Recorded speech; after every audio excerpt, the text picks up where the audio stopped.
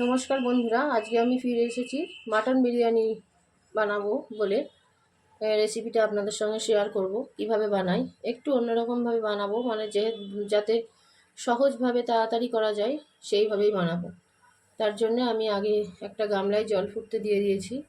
তার মধ্যে দিয়ে দেবো বেশ খানিকটা লবণ। বেশি করে লবণ দিতে হবে, কারণ তাহলে বিরিয়ানির ভাতটার মধ্যেই লবণটা ঢুকে যাবে। আর দেব দুটো তেজপাতা,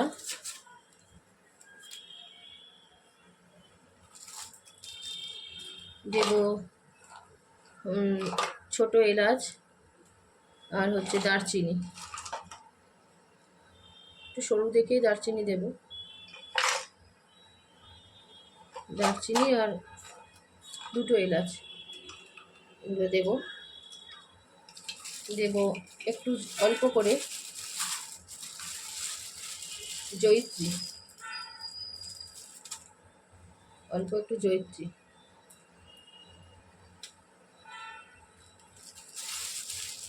আর দেব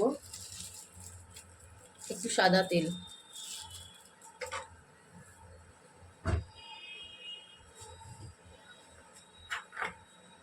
একটু সাদা তেল।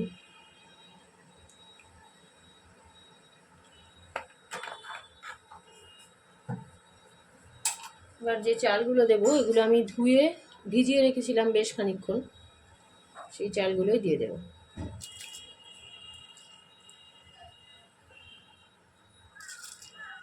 মশলাগুলোর সাথে চালগুলো ফুটলে তাহলে যে সেন্টটা মশলার সেটাও চালের মধ্যে ঢুকে যাবে।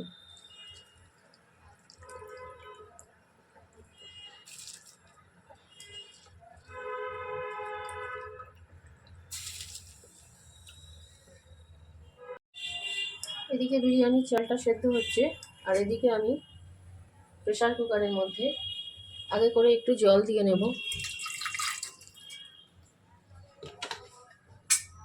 জলের মধ্যে দিয়ে দেব এলাচ আর একটু অল্প করে দারচিনি, আর দেব একটু লবণ।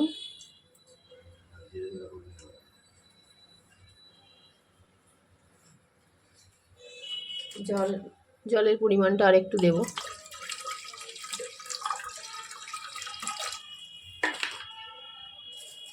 আর দেব একটা তেজপাতা।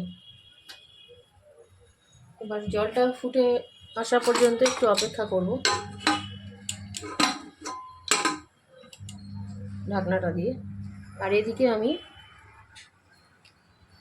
আলুগুলো, যে বিরিয়ানিতে আলু দেব সেটা ভেজে নেব। তার জন্য আমি আলুগুলোতে আগে করে আলুগুলোর ভেতরে আমি চামচ দিয়ে গর্ত গর্ত করে নিয়েছি মাঝের জায়গাটা, যাতে গলে যায়। এছাড়াও চন্দ্রমুখী আলু তাড়াতাড়ি গলেও যাবে। দিচ্ছি একটু লেবুর রস,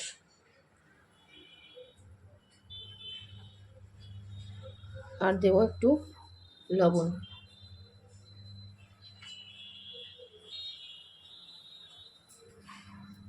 অল্প করে একটু লবণ।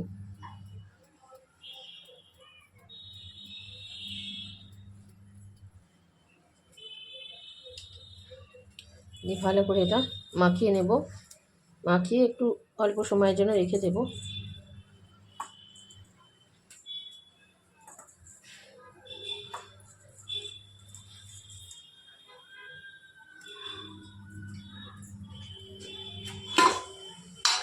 ব্যাস, এবার কুকারের জলটা আমার গরম হয়ে গেছে। আমি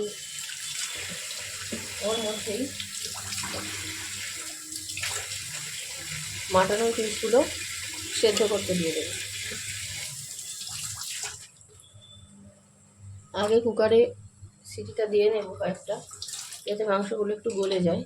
তারপরে আমি বিরিয়ানির জন্য মাংসটা রান্না করব। কয়েকটা হুইসেল উঠুক। মাংসটা সেদ্ধ হয়ে গেছে। এবার আমি কড়াতে বেশ খানিকটা তেল চাপিয়ে দিয়েছি। সেই তেলের মধ্যে আলুগুলো দিয়ে ভালো করে ভেজে নেব।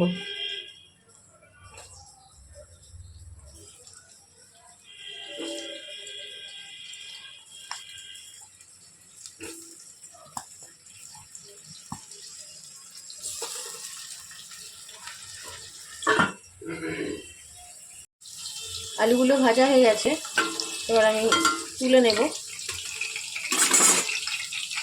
এগুলো একবার মাংসটা কষার সময়ও দিয়ে দেবো, তাহলে আলুগুলো গলে আসবে। এবার এর মধ্যেই আমি দিয়ে দেবো কুচিয়ে রাখা খানিকটা পেঁয়াজ, খানিকটা কুচানো দেবো আর খানিকটা আমি পেস্ট করে দেবো আদা রসুনের সাথে।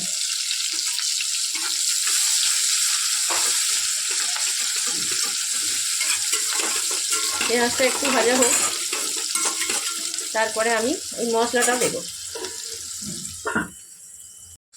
পেঁয়াজটা অনেকটাই ভাজা ভাজা হয়ে গেছে, এবার এর মধ্যে আমি দেবো অল্প করে একটু চিনি, যাতে কালারটা ভালো আসে। এটা আগেই দেওয়া উচিত ছিল, আমার খেয়াল নেই, সেই জন্যে দেওয়া হয়নি। চিনিটা একটু লালচে কালার ধরে এলে তারপরে আমি এক এক করে দিয়ে দেবো মশলাগুলো। তেলের মধ্যে দিয়ে দেবো একটু কাশ্মীরি লঙ্কার গুঁড়ো। তেলের মধ্যে কালারটা দিলে খুব সুন্দর আসে কালারটা।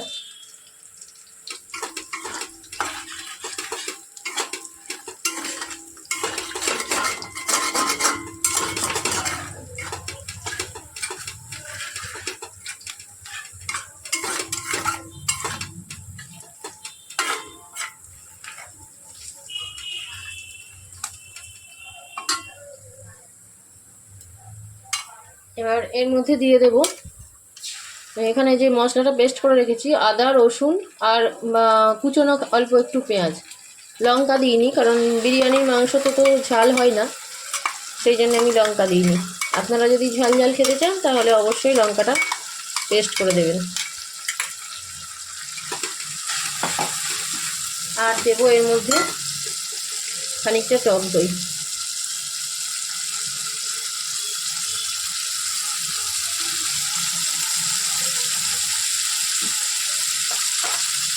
সব দিয়ে ভালো করে মশলাটা কষাতে হবে।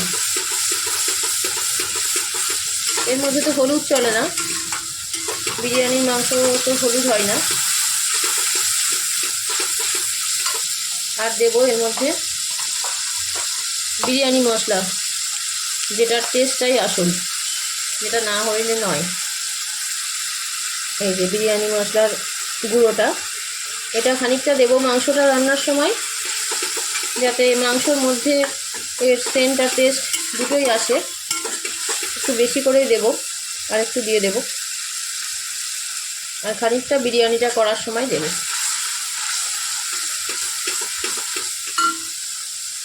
এর মধ্যে যেটা রান্নার সব থেকে গুরুত্বপূর্ণ জিনিস, সেটা হলো লবণ। দিয়ে দেবো বেশ খানিকটা লবণ।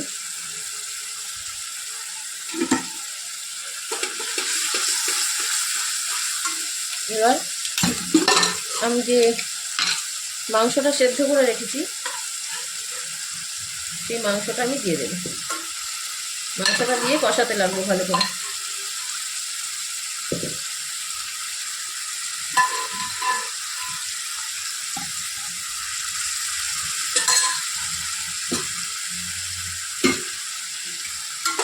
মাংসটা কষাবো, আর মাংস সেদ্ধ করা যে জলটা আছে, ওই জলটা জলটা শুকিয়ে গেলে অল্প অল্প করে ওই জল দিয়ে ভালো করে অনেকক্ষণ ধরে এটাকে কষাবো, তাহলে টেস্টটাও খুব সুন্দর আসবে। এর মধ্যে আমি আলুগুলোও দিয়ে দেবো, তাহলে আলুগুলো একটু গলে যাবে ভালো।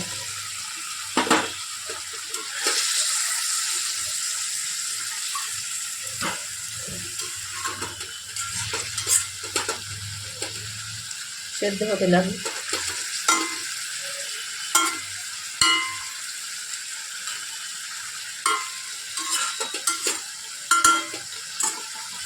এটা একটু সেদ্ধ হোক। বিরিয়ানির জন্যে আমি যে দুধের সঙ্গে মশলাগুলো মিশিয়ে নেব, তার জন্যে আমি প্রথমে নেব একটু জাফরান বা কেশর, কালারটা সুন্দর আসার জন্যে। এটা আমার কাশ্মীর থেকে আনা পিওর কেশর। আর এর মধ্যে দেব বেশ খানিকটা বিরিয়ানি মশলা, এর মধ্যে দিলে কি হবে, জিনিসটা গুলে যাবে, সুন্দরভাবে মিশে যাবে, কোনো মুখে আলাদা করে পড়বে না।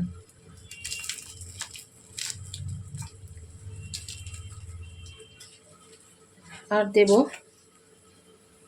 কেওড়া জল। কেওড়া জলটা আমার অল্পই আছে। দেব গোলাপ জল।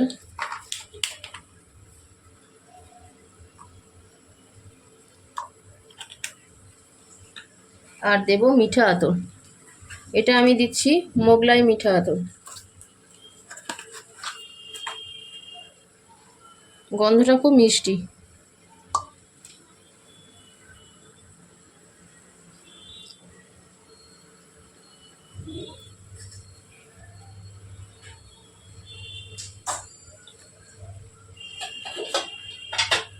এবার এইগুলো আমি দুধ দিয়ে গুলে নেব।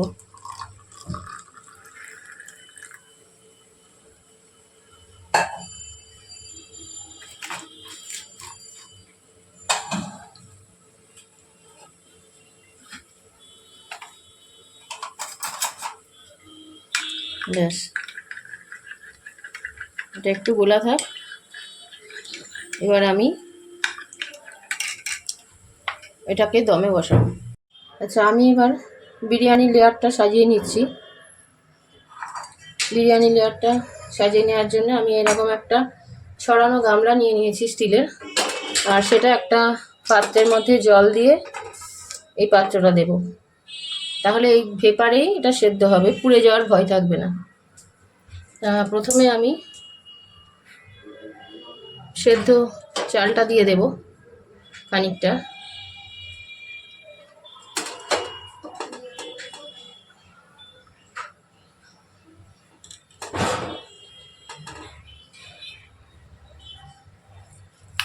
এবার এর মধ্যে আমি দিয়ে দেব দুটো আলু,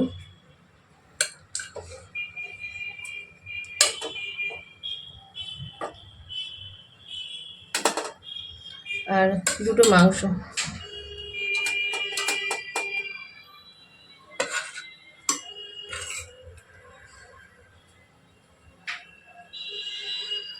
এই মশলাটাও একটু ওপর দিয়ে দেব, তাহলে টেস্টটা আসবে ভালো।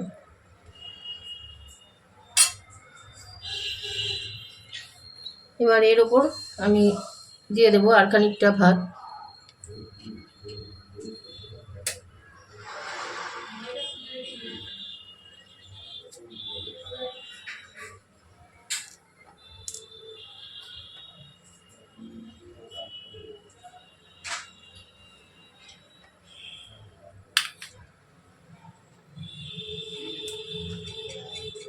আচ্ছা, আর এর মধ্যে আমি অল্প একটু ওই দুধের মধ্যে লবণও অ্যাড করে দেব, তাহলে স্বাদটাও লবণের স্বাদটা আসবে।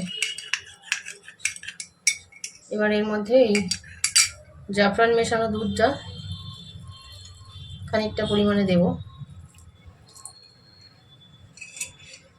আর এই যে তেলটা রেখেছি তুলে, তেলটার জন্য টেক্সচারটা ভালো আসবে। এবার একইভাবে আর একটা লেয়ারও আমি সাজিয়ে নেব। হয়ে গেছে আমার লেয়ারটা সাজানো। এবার আমি এটাকে একটা ফয়েল দিয়ে মুখটা মুড়িয়ে দেব, যাতে ভেপারটা না বেরোতে পারে।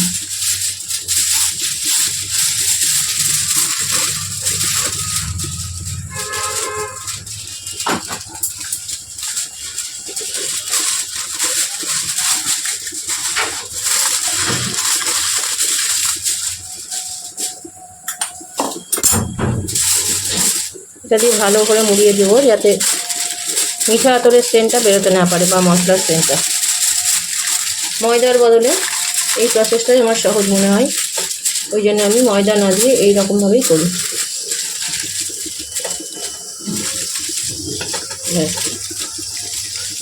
হয়ে গেল। এবার এই ঢাকনাটা দিয়ে আমি ঢেকে দেবো,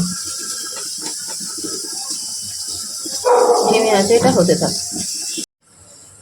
হয়ে গেছে আমাদের বিরিয়ানি রেডি। এবার আমি বিরিয়ানিটা এরকম পাশ থেকে আস্তে আস্তে কেটে তুলে নেব।